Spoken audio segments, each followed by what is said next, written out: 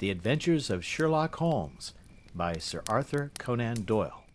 Adventure 4. The Boscombe Valley Mystery. We were seated at breakfast one morning, my wife and I, when the maid brought in a telegram. It was from Sherlock Holmes and ran in this way. "Have you a couple of days to spare? Have just been wired for from the west of England in connection with Boscombe Valley tragedy. Shall be glad if you will come with me. Air and scenery perfect. Leave Paddington by the 11:15. "What do you say, dear?" said my wife, looking across at me. "Will you go?" "I really don't know what to say. I have a fairly long list at present." "Oh, Anstruther would do your work for you. You have been looking a little pale lately. I think that the change would do you good, and you are always so interested in Mr. Sherlock Holmes's cases." "I should be ungrateful if I were not, seeing what I gained through one of them," I answered. "But if I am to go, I must pack at once, for I have only half an hour." My experience of camp life in Afghanistan had at least had the effect of making me a prompt and ready traveler. My wants were few and simple, so that in less than the time stated I was in a cab with my valise, rattling away to Paddington Station. Sherlock Holmes was pacing up and down the platform, his tall, gaunt figure made even gaunter and taller by his long grey travelling cloak and close-fitting cloth cap. "It is really very good of you to come, Watson," said he. "It makes a considerable difference to me, having someone with me on whom I can thoroughly rely. Local aid is always either worthless or else biased. If you will keep the two corner seats, I shall get the tickets." We had the carriage to ourselves, save for an immense litter of papers which Holmes had brought with him. Among these he rummaged and read, with intervals of note-taking and of meditation, until we were past Reading. Then he suddenly rolled them all into a gigantic ball and tossed them up onto the rack. "Have you heard anything of the case?" he asked. "Not a word. I have not seen a paper for some days." "The London press has not had very full accounts. I have just been looking through all the recent papers in order to master the particulars. It seems, from what I gather, to be one of those simple cases which are so extremely difficult." "That sounds a little paradoxical." "But it is profoundly true. Singularity is almost invariably a clue. The more featureless and commonplace a crime is, the more difficult it is to bring it home. In this case, however, they have established a very serious case against the son of the murdered man." "It is a murder, then?" "Well, it is conjectured to be so. I shall take nothing for granted until I have the opportunity of looking personally into it. I will explain the state of things to you, as far as I have been able to understand it, in a very few words. Boscombe Valley is a country district not very far from Ross, in Herefordshire. The largest landed proprietor in that part is a Mr. John Turner, who made his money in Australia and returned some years ago to the old country. One of the farms which he held, that of Hatherley, was let to Mr. Charles McCarthy, who was also an ex-Australian. The men had known each other in the colonies, so that it was not unnatural that when they came to settle down, they should do so as near each other as possible. Turner was apparently the richer man, so McCarthy became his tenant, but still remained, it seems, upon terms of perfect equality, as they were frequently together. McCarthy had one son, a lad of 18, and Turner had an only daughter of the same age, but neither of them had wives living. They appeared to have avoided the society of the neighbouring English families and to have led retired lives, though both the McCarthys were fond of sport and were frequently seen at the race meetings of the neighbourhood. McCarthy kept two servants, a man and a girl. Turner had a considerable household, some half-dozen at the least. That is as much as I have been able to gather about the families. Now for the facts. On June 3rd, that is, on Monday last, McCarthy left his house at Hatherley about 3 in the afternoon and walked down to the Boscombe Pool, which is a small lake formed by the spreading out of the stream which runs down the Boscombe Valley. He had been out with his serving man in the morning at Ross, and he had told the man that he must hurry, as he had an appointment of importance to keep at 3. From that appointment he never came back alive. From Hatherley farmhouse to the Boscombe Pool is 1/4 of a mile, and 2 people saw him as he passed over this ground. One was an old woman, whose name is not mentioned, and the other was William Crowder, a gamekeeper in the employ of Mr. Turner. Both these witnesses deposed that Mr. McCarthy was walking alone. The gamekeeper adds that within a few minutes of his seeing McCarthy pass, he had seen his son, Mr. James McCarthy, going the same way with a gun under his arm. To the best of his belief, the father was actually in sight at the time, and the son was following him. He thought no more of the matter until he heard in the evening of the tragedy that had occurred. The 2 McCarthys were seen after the time when William Crowder, the gamekeeper, lost sight of them. The Boscombe Pool is thickly wooded round, with just a fringe of grass and of reeds around the edge. A girl of 14, Patience Moran, who is the daughter of the lodge-keeper of the Boscombe Valley estate, was in one of the woods, picking flowers. She states that while she was there she saw, at the border of the wood and close by the lake, Mr. McCarthy and his son, and that they appeared to be having a violent quarrel. She heard Mr. McCarthy the elder using very strong language to his son, and she saw the latter raise up his hand as if to strike his father. She was so frightened by their violence that she ran away and told her mother, when she reached home, that she had left the 2 McCarthys quarrelling near Boscombe Pool, and that she was afraid that they were going to fight.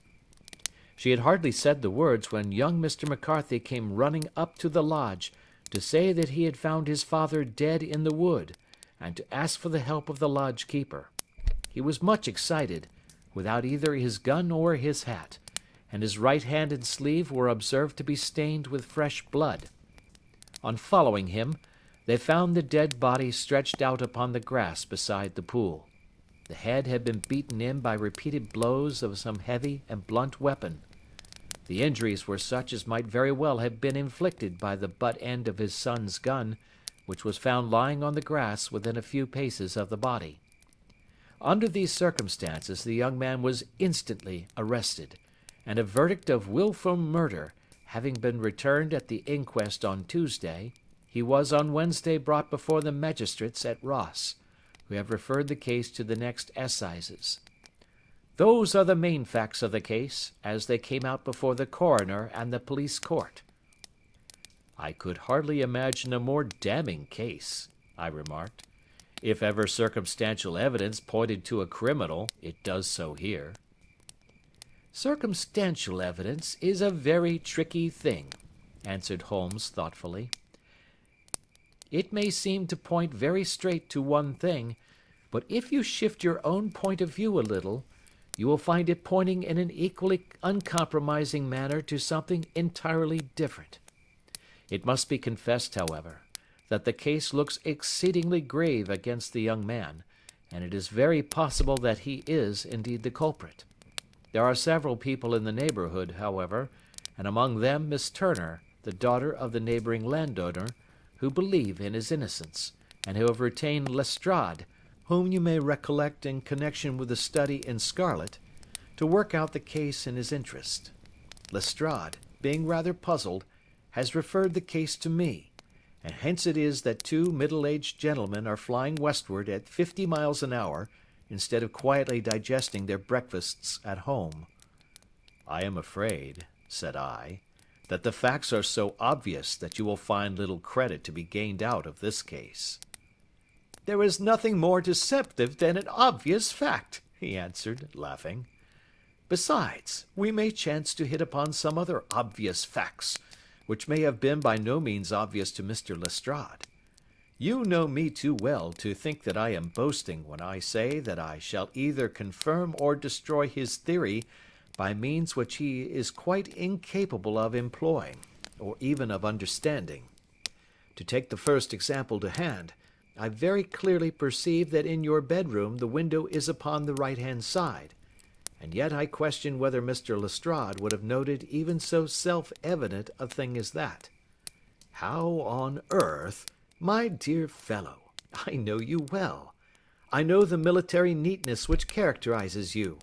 You shave every morning, and in this season you shave by the sunlight.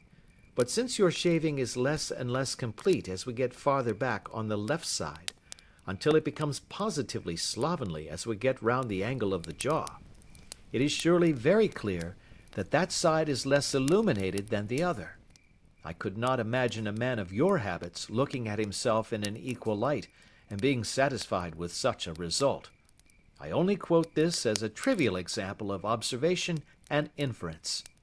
Therein lies my métier, and it is just possible that it may be of some service in the investigation which lies before us. There are one or two minor points which were brought out in the inquest and which are worth considering. What are they? It appears that his arrest did not take place at once, but after the return to Hatherley Farm. On the inspector of constabulary informing him that he was a prisoner, he remarked that he was not surprised to hear it, and that it was no more than his deserts. This observation of his had the natural effect of removing any traces of doubt which might have remained in the minds of the coroner's jury. "It was a confession," I ejaculated. "No, for it was followed by a protestation of innocence." "Coming on the top of such a damning series of events, it was at least a most suspicious remark." "On the contrary," said Holmes, "it is the brightest rift which I can at present see in the clouds. However innocent he might be, he could not be such an absolute imbecile as not to see that the circumstances were very black against him. Had he appeared surprised at his own arrest, or feigned indignation at it, I should have looked upon it as highly suspicious, because such surprise or anger would not be natural under the circumstances, and yet might appear to be the best policy to a scheming man. His frank acceptance of the situation marks him as either an innocent man, or else as a man of considerable self-restraint and firmness. As to his remark about his deserts, it was also not unnatural if you consider that he stood beside the dead body of his father, and that there is no doubt that he had that very day so far forgotten his filial duty as to bandy words with him, and even, according to the little girl whose evidence is so important, to raise his hand as if to strike him. The self-reproach and contrition which are displayed in his remark appear to me to be the signs of a healthy mind rather than of a guilty one." I shook my head. "Many men have been hanged on far slighter evidence," I remarked. "So they have, and many men have been wrongfully hanged." "What is the young man's own account of the matter?" "It is, I'm afraid, not very encouraging to his supporters, though there are one or two points in it which are suggestive. You will find it here, and may read it for yourself." He picked out from his bundle a copy of the local Herefordshire paper, and having turned down the sheet, he pointed out the paragraph in which the unfortunate young man had given his own statement of what had occurred. I settled myself down in the corner of the carriage, and read it very carefully. It ran in this way: "Mr. James McCarthy, the only son of the deceased, was then called and gave evidence as follows. I had been away from home for 3 days at Bristol, and had only just returned upon the morning of last Monday, the 3rd. My father was absent from home at the time of my arrival, and I was informed by the maid that he had driven over to Ross with John Cobb, the groom. Shortly after my return, I heard the wheels of his trap in the yard, and looking out of my window, I saw him get out and walk rapidly out of the yard, though I was not aware in which direction he was going. I then took my gun and strolled out in the direction of the Boscombe Pool, with the intention of visiting the rabbit warren which is upon the other side. On my way I saw William Crowder, the gamekeeper, as he had stated in his evidence, but he is mistaken in thinking that I was following my father. I had no idea that he was in front of me. When about 100 yards from the pool, I heard a cry of "Coo-wee!" which was a usual signal between my father and myself. I then hurried forward, and found him standing by the pool. He appeared to be much surprised at seeing me, and asked me rather roughly what I was doing there. A conversation ensued which led to high words and almost to blows, for my father was a man of a very violent temper. Seeing that his passion was becoming ungovernable, I left him and returned towards Hatherley Farm. I had not gone more than 150 yards, however, when I heard a hideous outcry behind me, which caused me to run back again. I found my father expiring upon the ground, with his head terribly injured. I dropped my gun and held him in my arms, but he almost instantly expired. I knelt beside him for some minutes, and then made my way to Mr. Turner's lodgekeeper, his house being the nearest, to ask for assistance. I saw no one near my father when I returned, and I have no idea how he came by his injuries. He was not a popular man, being somewhat cold and forbidding in his manners, but he had, as far as I know, no active enemies. I know nothing further of the matter. The Coroner: Did your father make any statement to you before he died? Witness: He mumbled a few words, but I could only catch some allusion to a rat. The Coroner: What did you understand by that?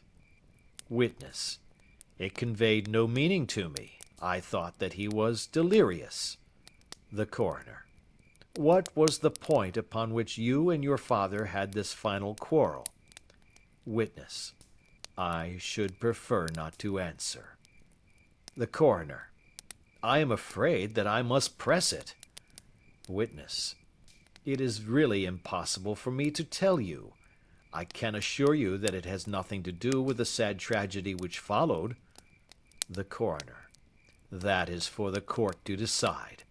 I need not point out to you that your refusal to answer will prejudice your case considerably in any future proceedings which may arise. Witness: I must still refuse.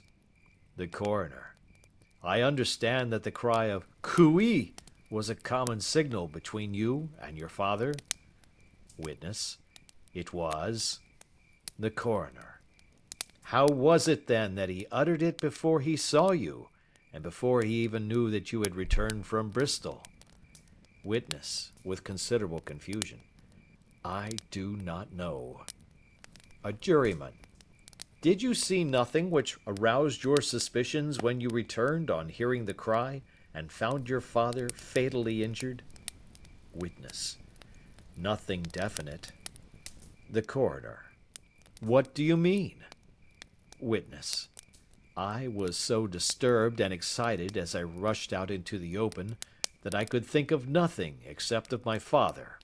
Yet I have a vague impression that as I ran forward something lay upon the ground to the left of me. It seemed to me to be something grey in colour, a coat of some sort, or a plaid perhaps. When I rose from my father I looked round for it, but it was gone. Do you mean that it disappeared before you went for help? Yes, it was gone. You cannot say what it was? No, I had a feeling something was there. How far from the body? A dozen yards or so. And how far from the edge of the wood? About the same. Then if it was removed, it was while you were within a dozen yards of it? Yes, but with my back toward it. This concluded the examination of the witness.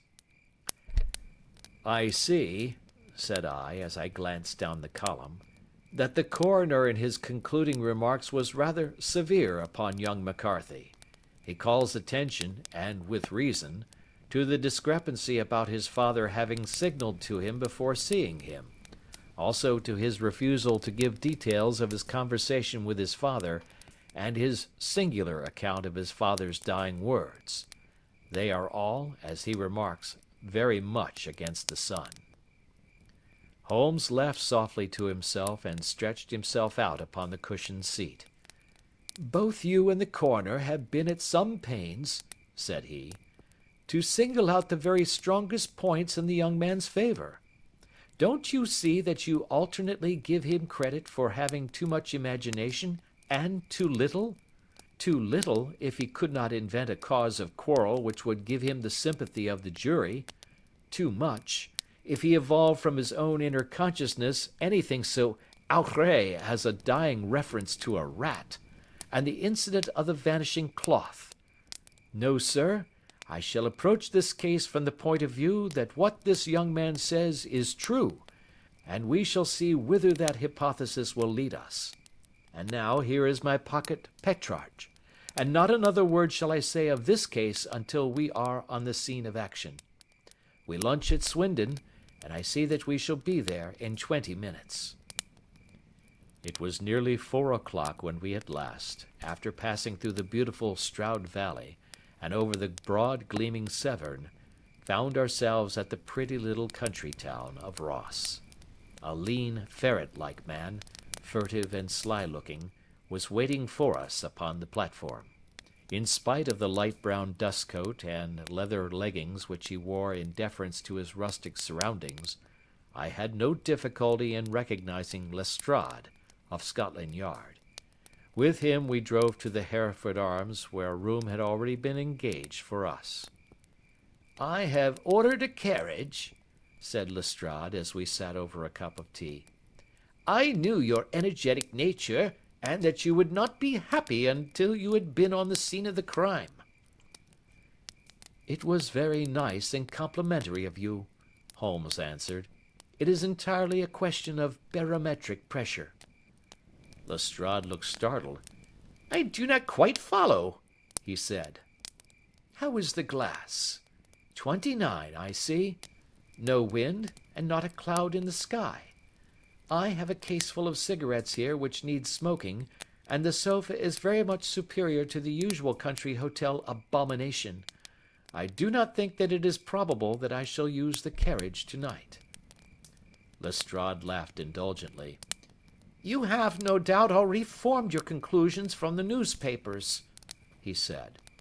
"The case is as plain as a pikestaff, and the more one goes into it, the plainer it becomes. Still, of course, one can't refuse a lady, and such a very positive one, too.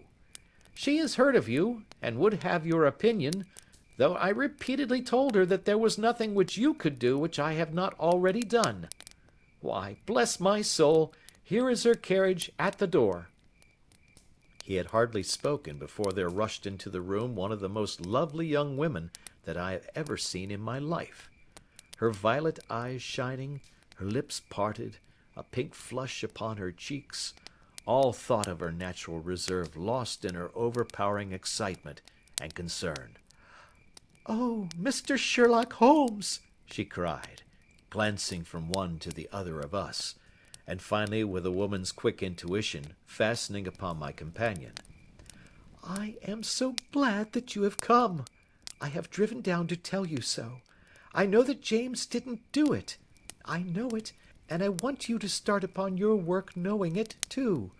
Never let yourself doubt upon that point. We have known each other since we were little children, and I know his faults as no one else does, but he is too tender-hearted to hurt a fly. Such a charge is absurd to anyone who really knows him." "I hope we may clear him, Miss Turner," said Sherlock Holmes.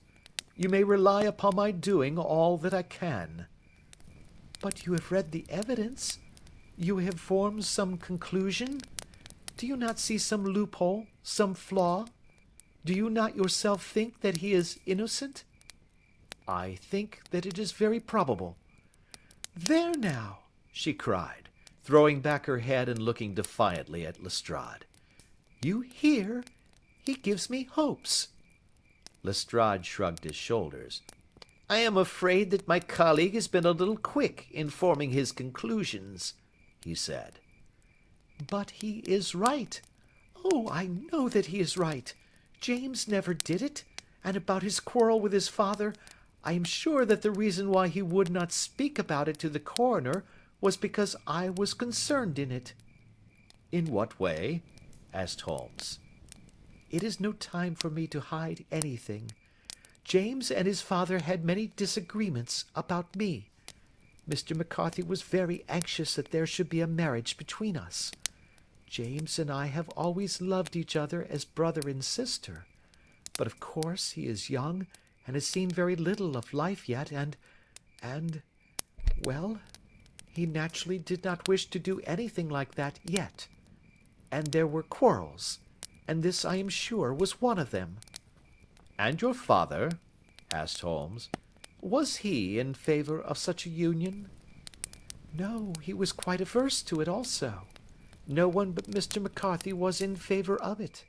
A quick blush passed over her fresh young face as Holmes shot one of his keen, questioning glances at her. "Thank you for this information," said he. "May I see your father if I call tomorrow?" "I am afraid the doctor won't allow it." "The doctor?" "Yes. Have you not heard? Poor father has never been strong for years back, but this has broken him down completely. He is taken to his bed, and Dr. Willows says that he is a wreck, and that his nervous system is shattered. Mr. McCarthy was the only man alive who had known Dad in the old days in Victoria." "Ha! In Victoria? That is important." "Yes, at the mines." "Quite so, at the gold mines, where, as I understand, Mr. Turner made his money." "Yes, certainly." "Thank you, Miss Turner. You have been of material assistance to me." "You will tell me if you have any news tomorrow. No doubt you will go to the prison to see James. Oh, if you do, Mr. Holmes, do tell him that I know him to be innocent." "I will, Miss Turner." "I must go home now, for Dad is very ill, and he misses me so if I leave him. Good-bye, and God help you in your undertaking." She hurried from the room as impulsively as she had entered, and we heard the wheels of her carriage rattle off down the street. "I am ashamed of you, Holmes," said Lestrade with dignity after a few minutes' silence. "Why should you raise up hopes which you are bound to disappoint? I am not over-tender of heart, but I call it cruel." "I think that I see my way to clearing James McCarthy," said Holmes. "Have you an order to see him in prison?" "Yes, but only for you and me." "Then I shall reconsider my resolution about going out. We have still time to take a train to Hereford and see him tonight?" "Ample." "Then let us do so. Watson, I fear that you will find it very slow, but I shall only be away a couple of hours." I walked down to the station with them, and then wandered through the streets of the little town, finally returning to the hotel, where I lay upon the sofa and tried to interest myself in a yellow-backed novel. The puny plot of the story was so thin, however, when compared to the deep mystery through which we were groping, and I found my attention wander so continually from the action to the fact, that I at last flung it across the room and gave myself up entirely to a consideration of the events of the day. Supposing that this unhappy young man's story were absolutely true, then what hellish thing, what absolutely unforeseen and extraordinary calamity could have occurred between the time when he parted from his father and the moment when, drawn back by his screams, he rushed into the glade? It was something terrible and deadly. What could it be? Might not the nature of the injuries reveal something to my medical instincts? I rang the bell and called for the weekly county paper, which contained a verbatim account of the inquest. In the surgeon's deposition it was stated that the posterior third of the left parietal bone and the left half of the occipital bone had been shattered by a heavy blow from a blunt weapon. I marked the spot upon my own head. Clearly, such a blow must have been struck from behind. That was to some extent in favor of the accused, as when seen quarreling, he was face to face with his father. Still, it did not go for very much, for the older man might have turned his back before the blow fell.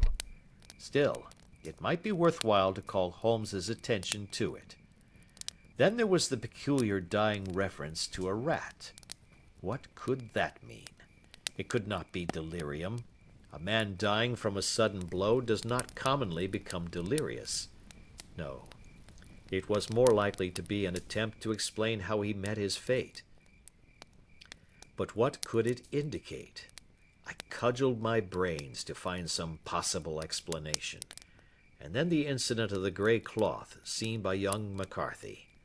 If that were true, the murderer must have dropped some part of his dress, presumably his overcoat, in his flight, and must have had the hardihood to return and to carry it away at the instant when the sun was kneeling with his back turned not a dozen paces off.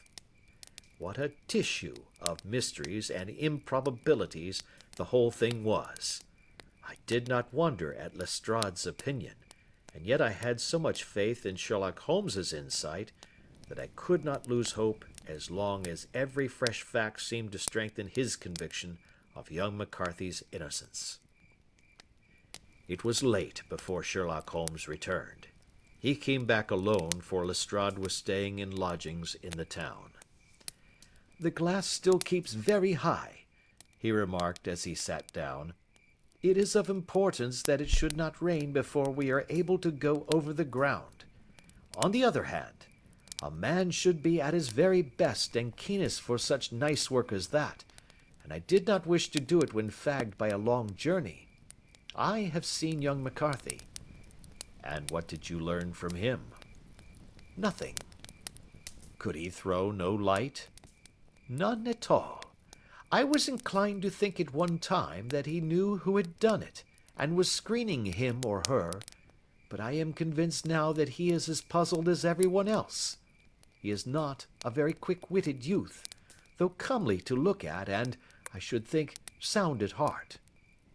"I cannot admire his taste," I remarked, "if it is indeed a fact that he was averse to a marriage with so charming a young lady as this Miss Turner."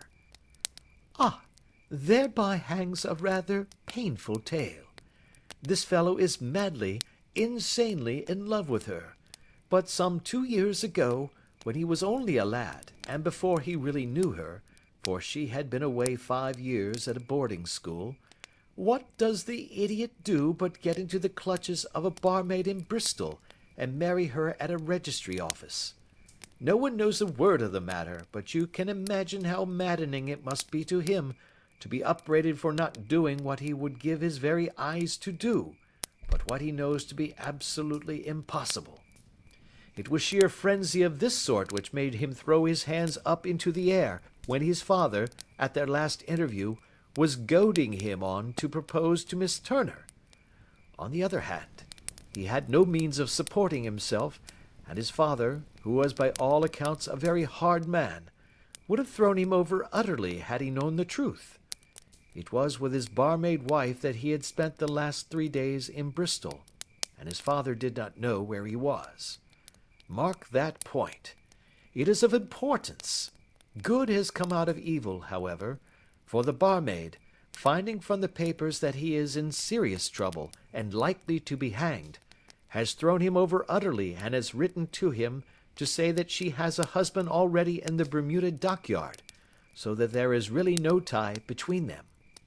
I think that that bit of news has consoled young McCarthy for all that he has suffered."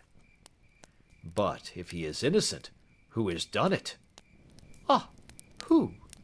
I would call your attention very particularly to 2 points. One is that the murdered man had an appointment with someone at the pool, and that the someone could not have been his son, for his son was away, and he did not know when he would return. The second is that the murdered man was heard to cry "Cooey" before he knew that his son had returned. Those are the crucial points upon which the case depends. And now let us talk about George Meredith, if you please, and we shall leave all minor matters until tomorrow." There was no rain, as Holmes had foretold, and the morning broke bright and cloudless. At 9 o'clock Lestrade called for us with the carriage, and we set off for Hatherley Farm and the Boscombe Pool. "There is serious news this morning," Lestrade observed. "It is said that Mr. Turner, of the Hall, He is so ill that his life is despaired of." "An elderly man, I presume?" said Holmes. "About 60. But his constitution has been shattered by his life abroad, and he has been in failing health for some time. This business has had a very bad effect upon him. He was an old friend of McCarthy's, and, I may add, a great benefactor to him, for I have learned that he gave him Hatherley Farm rent-free." "Indeed, that is interesting," said Holmes. "Oh, yes. In 100 other ways he has helped him. Everybody about here speaks of his kindness to him." "Really? Does it not strike you as a little singular that this McCarthy, who appears to have had little of his own, and to have been under such obligations to Turner, should still talk of marrying his son to Turner's daughter, who is presumably heiress to the estate, and that in such a very cocksure manner, as if it were merely a case of a proposal and all else would follow? It is the more strange, since we know that Turner himself was averse to the idea. The daughter told us as much.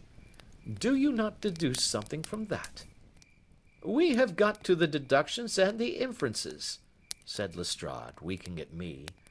"I find it hard enough to tackle facts, Holmes, without flying away after theories and fancies." "You are right," said Holmes demurely. "You do find it very hard to tackle the facts." "Anyhow, I have grasped one fact which you seem to find it difficult to get hold of," replied Lestrade with some warmth. "And that is?" "That McCarthy Sr. met his death from McCarthy Jr., and that all theories to the contrary are the merest moonshine." "Well, moonshine is a brighter thing than fog," said Holmes, laughing. "But I am very much mistaken if this is not Hatherley Farm upon the left." "Yes, that is it." It was a widespread, comfortable-looking building, two-storied, slate-roofed, with great yellow blotches of lichen upon the grey walls. The drawn blinds and the smokeless chimneys, however, gave it a stricken look, as though the weight of this horror still lay heavy upon it. We called at the door, when the maid, at Holmes's request, showed us the boots which her master wore at the time of his death, and also a pair of the son's, though not the pair which he had then had.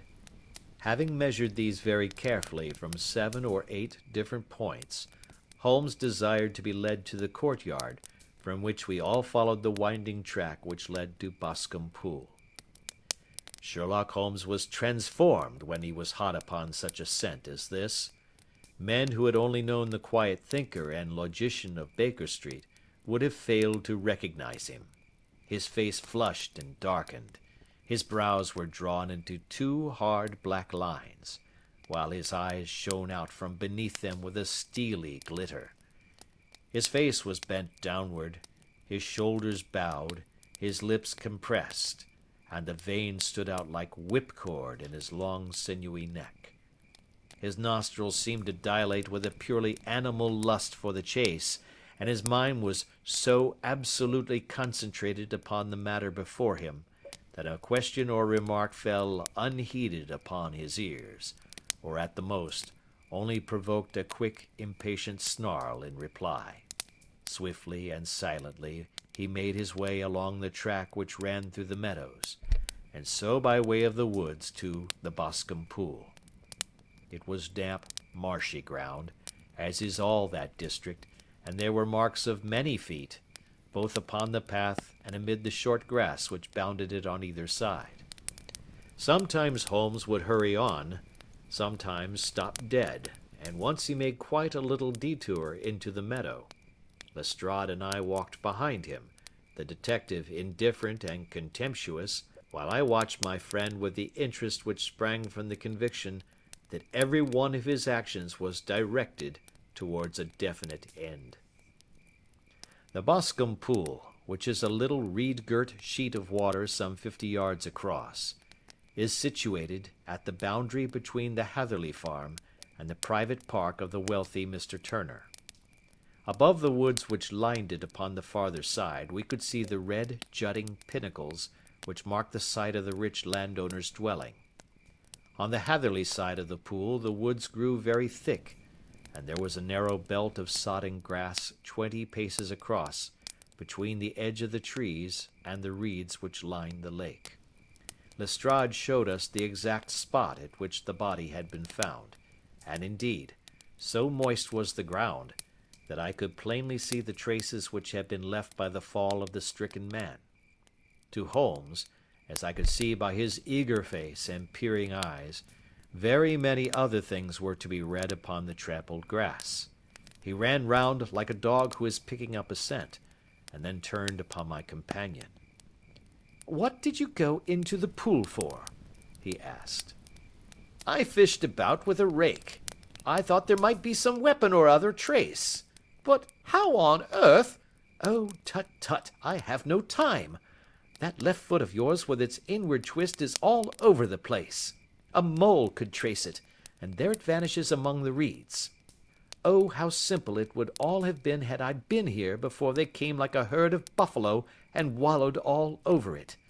Here is where the party with the lodge-keeper came, and they have covered all tracks for 6 or 8 feet round the body. But here are 3 separate tracks of the same feet."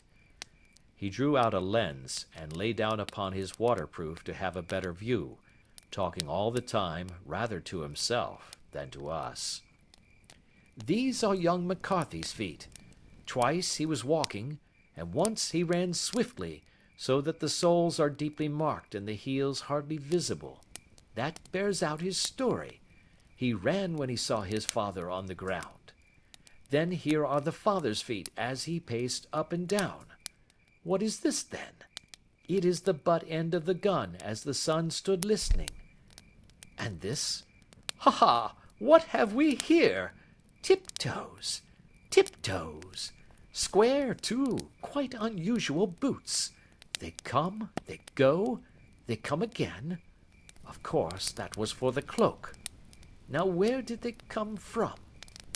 He ran up and down, sometimes losing, sometimes finding the track until we were well within the edge of the wood, and under the shadow of a great beech, the largest tree in the neighbourhood. Holmes traced his way to the farther side of this, and lay down once more upon his face with a little cry of satisfaction. For a long time he remained there, turning over the leaves and dried sticks, gathering up what seemed to me to be dust into an envelope, and examining with his lens not only the ground, but even the bark of the tree as far as he could reach. A jagged stone was lying among the moss, and this also he carefully examined and retained. Then he followed a pathway through the wood until he came to the high road, where all traces were lost. "It has been a case of considerable interest," he remarked, returning to his natural manner. "I fancy that this grey house on the right must be the lodge. I think that I will go in and have a word with Morin, and perhaps write a little note. Having done that, we may drive back to our luncheon. You may walk to the cab, and I shall be with you presently."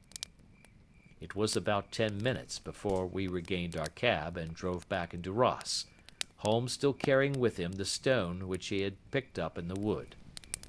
"This may interest you, Lestrade," he remarked, holding it out. "The murder was done with it." "I see no marks." "There are none." "How do you know, then?" "The grass was growing under it. It had only lain there a few days. There was no sign of a place whence it had been taken. It corresponds with the injuries. There is no sign of any other weapon." "And the murderer?" "Is a tall man, left-handed, limps with the right leg, wears thick-soled shooting boots and a grey cloak, smokes Indian cigars, uses a cigar holder, and carries a blunt penknife in his pocket. There are several other indications, but these may be enough to aid us in our search." Lestrade laughed. "I am afraid that I am still a skeptic," he said. "Theories are all very well, but we have to deal with a hard-headed British jury." "Nous verrons," answered Holmes calmly. "You work your own method, and I shall work mine. I shall be busy this afternoon, and shall probably return to London by the evening train. And leave your case unfinished? No, finished. But the mystery? It is solved. Who was the criminal, then? The gentleman I describe. But who is he? Surely it would not be difficult to find out. This is not such a populous neighborhood. Lestrade shrugged his shoulders. I am a practical man, he said, and I really cannot undertake to go about the country looking for a left-handed gentleman with a game leg. I should become the laughing-stock of Scotland Yard. All right, said Holmes quietly. I have given you the chance. Here are your lodgings. Goodbye. I shall drop you a line before I leave. Having left Lestrade at his rooms, we drove to our hotel, where we found lunch upon the table. Holmes was silent and buried in thought, with a pained expression upon his face, as one who finds himself in a perplexing position. Look here, Watson, he said when the cloth was cleared. Just sit down in this chair and let me preach to you for a little. I don't know quite what to do, and I should value your advice. Light a cigar and let me expound. Pray do so. Well now, in considering this case, there are 2 points about young McCarthy's narrative which struck us both instantly, although they impressed me in his favour and you against him. One was the fact that his father should, according to his account, cry cooee before seeing him. The other was his singular dying reference to a rat. He mumbled several words, you understand, but that was all that caught the son's ear. Now from this double point our research must commence, and we will begin it by presuming that what the lad says is absolutely true. What of this cooee, then? Well, obviously, it could not have been meant for the son. The son, as far as he knew, was in Bristol. It was mere chance that he was within earshot. The cooee was meant to attract the attention of whoever it was that he had the appointment with. But cooee is a distinctly Australian cry, and one which is used between Australians. There is a strong presumption that the person whom McCarthy expected to meet him at Boscombe Pool was someone who had been in Australia. What of the rat, then? Sherlock Holmes took a folded paper from his pocket and flattened it out on the table. This is a map of the colony of Victoria, he said. I wired to Bristol for it last night. He put his hand over part of the map. What do you read? A rat, I read. And now? He raised his hand. Ballarat. Quite so. That was the word the man uttered, and of which his son only caught the last 2 syllables. He was trying to utter the name of his murderer, so-and-so of Ballarat. It is wonderful, I exclaimed. It is obvious. And now you see I had narrowed the field down considerably. The possession of a grey garment was a 3rd point which, granting the son's statement to be correct, was a certainty. We have come now out of mere vagueness to the definite conception of an Australian from Ballarat with a grey cloak. Certainly.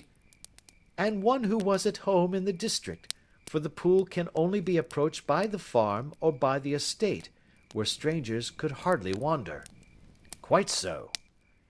Then comes our expedition of today.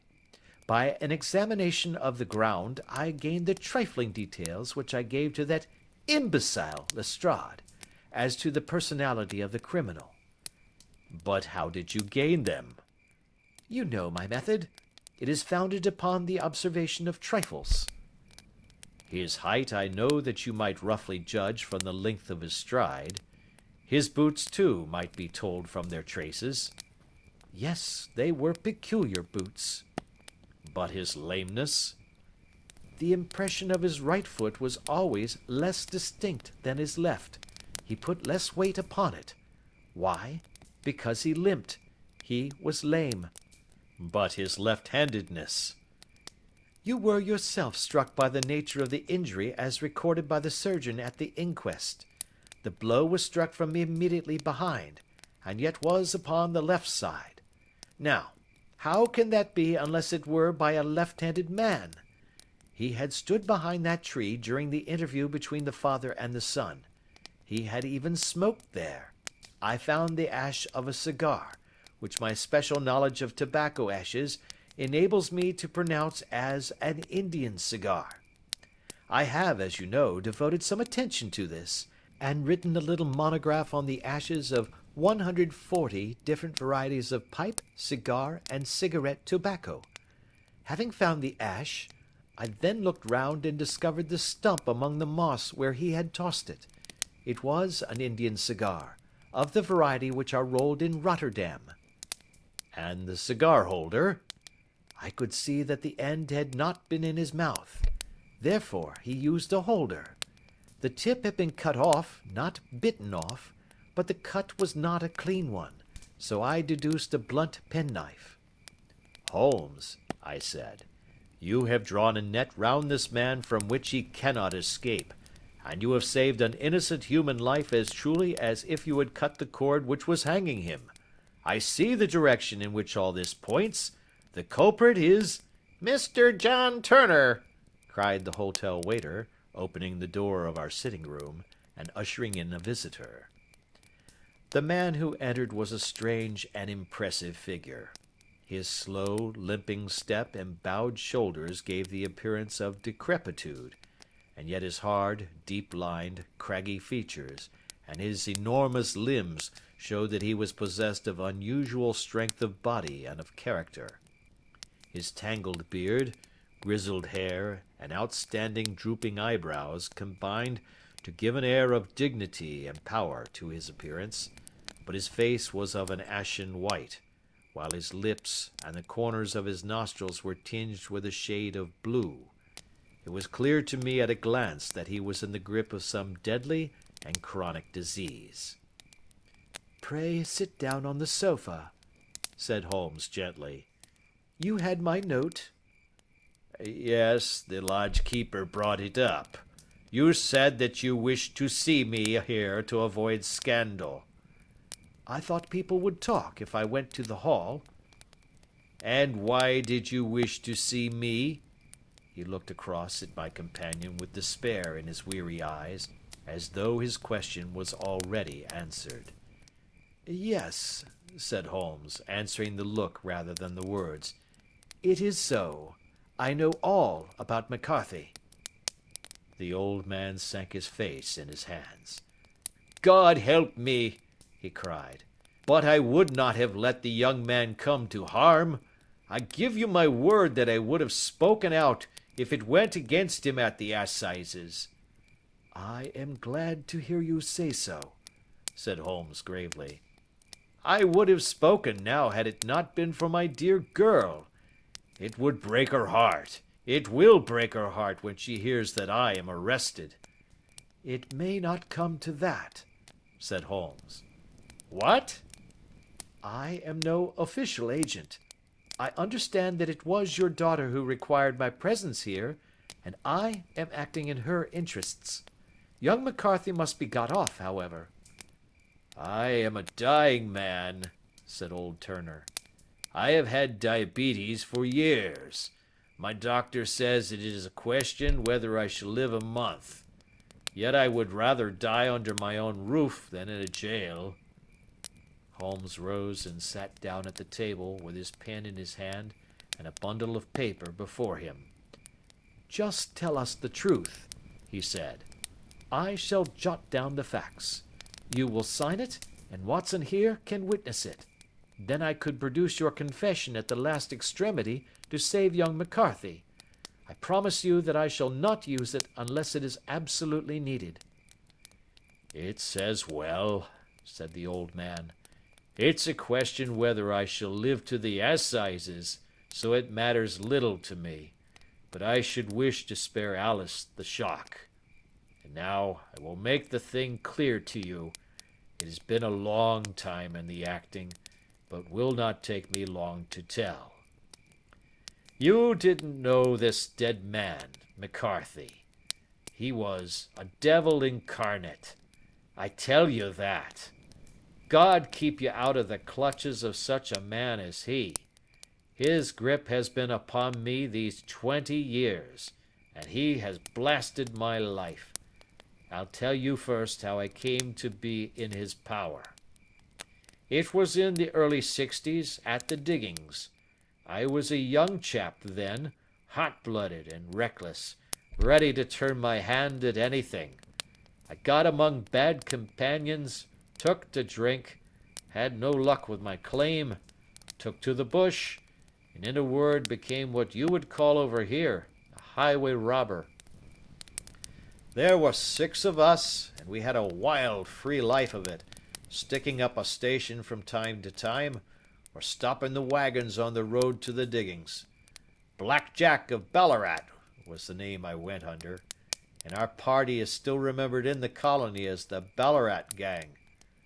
One day, a gold convoy came down from Ballarat to Melbourne, and we lay in wait for it and attacked it. There were 6 troopers and 6 of us, so it was a close thing, but we emptied 4 of their saddles at the first volley. 3 of our boys were killed, however, before we got the swag. I put my pistol to the head of the wagon driver, who was this very man McCarthy. I wished to the Lord that I had shot him then, but I spared him, though I saw his wicked little eyes fixed on my face as though to remember every feature. We got away with the gold, became wealthy men, and made our way over to England without being suspected. There I parted from my old pals and determined to settle down to a quiet and respectable life. I bought this estate, which chanced to be in the market, and I set myself to do a little good with my money to make up for the way in which I had earned it. I married, too, and though my wife died young, she left me my dear little Alice.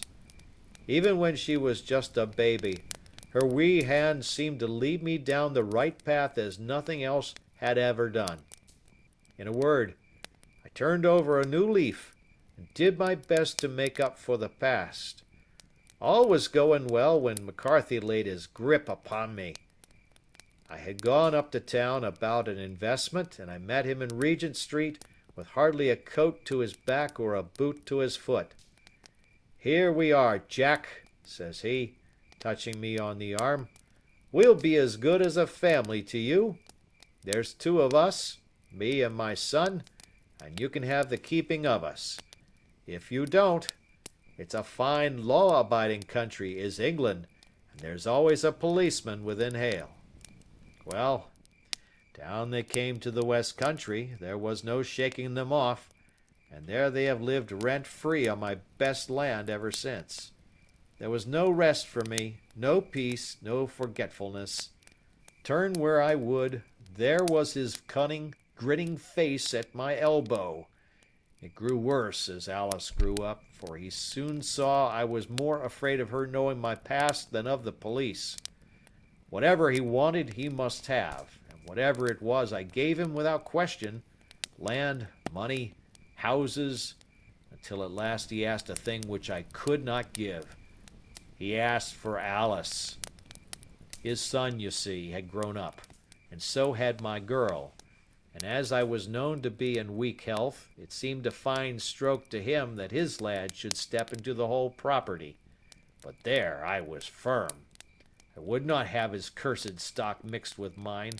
Not that I had any dislike to the lad, but his blood was in him, and that was enough. I stood firm. McCarthy threatened. I braved him to do his worst. We were to meet at the pool midway between our houses to talk it over. When I went down there I found him talking with his son, so I smoked a cigar and waited behind a tree until he should be alone. But as I listened to his talk, all that was black and bitter in me seemed to come uppermost. He was urging his son to marry my daughter with as little regard for what she might think as if she were a slut from off the streets. It drove me mad to think that I and all that I held most dear should be in the power of such a man as this? Could I not snap the bond? I was already a dying and desperate man. Though clear of mind and fairly strong of limb, I knew that my own fate was sealed. But my memory and my girl, both could be saved if I could but silence that foul tongue. I did it, Mr. Holmes. I would do it again. Deeply as I have sinned, I have led a life of martyrdom to atone for it. But that my girl should be entangled in the same meshes which held me was more than I could suffer. I struck him down with no more compunction than if he had been some foul and venomous beast. His cry brought back his son, but I had gained the cover of the wood, though I was forced to go back to fetch the cloak which I had dropped in my flight. That is the true story, gentlemen, of all that occurred. Well, it is not for me to judge you, said Holmes as the old man signed the statement which had been drawn out. I pray that we may never be exposed to such a temptation. I pray not, sir. And what do you intend to do? In view of your health, nothing. You are yourself aware that you will soon have to answer for your deed at a higher court than the assizes. I will keep your confession, and if McCarthy is condemned, I shall be forced to use it.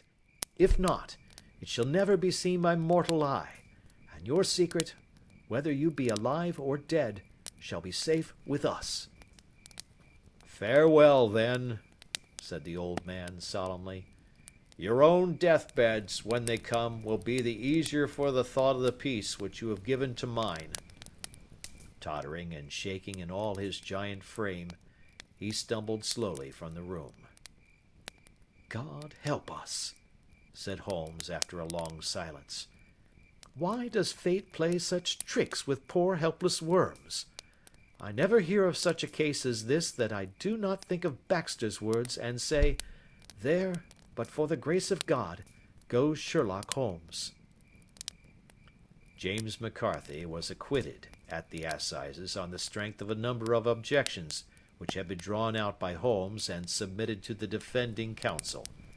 Old Turner lived for 7 months after our interview, but he is now dead, and there is every prospect that the son and daughter may come to live happily together in ignorance of the black cloud which rests upon their past.